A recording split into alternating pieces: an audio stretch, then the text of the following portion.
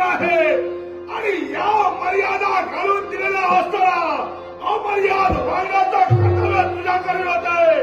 म्हणूनच तुला तुझा मार्ग आणि तुला ती जागा दोन्ही दाखवून देण्यासाठी कैलासचा देव मार्गात उभा आहे.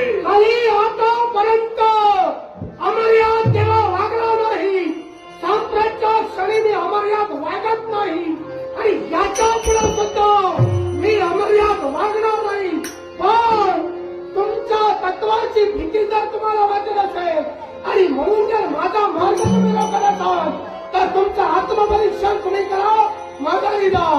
हे कलिया, आता जरी तुझी भाषा बदलली असती तरी सुद्धा एक लक्षात ठेव, हे जे कलियुग आहे हे युग तुला अभित दिलेलं आहे आणि ते सुद्धा पुढे असेल तर 14 ब्रह्मांडाचा पिता म्हणजे साक्षात ब्रह्मदेव, याच ब्रह्मदेवानी ज्यावेळी द्वापारयुग संपलं त्यावेळी तुला प्राचारण करून एका हाती तुझं शिस्त आणि तुझ्या एका हातात तुझी जीभ, अशा परिस्थितीत ज्यावेळी तू आलास रडत पडत ज्यावेळी आलास म्हणून तुझ्यावर दया दाखवू साक्षात ब्रह्मदेवांनी तुला हे युग दिलं.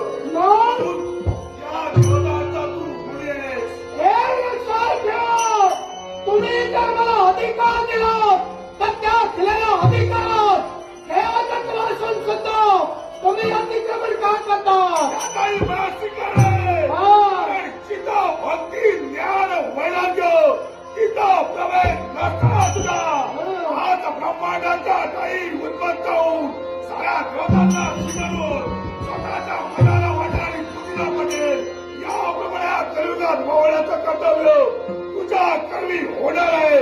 म्हणून पूर्व कल्पना देण्यासाठी कैलासला देवीपर्यंत आला. हे शिवशंकर, या विश्वात जो जो जीव जंतू निर्माण झाला, जो म्हणून जीवित निर्माण झालाय, प्रत्येक जीव स्वतःच्या अस्तित्वासाठी झटतोय.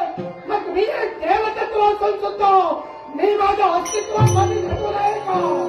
मागे कल्ला या विश्वाच्या काही धर्म आणि अधर्म दोन्ही वेगात प्रमाणात चालू आहेत.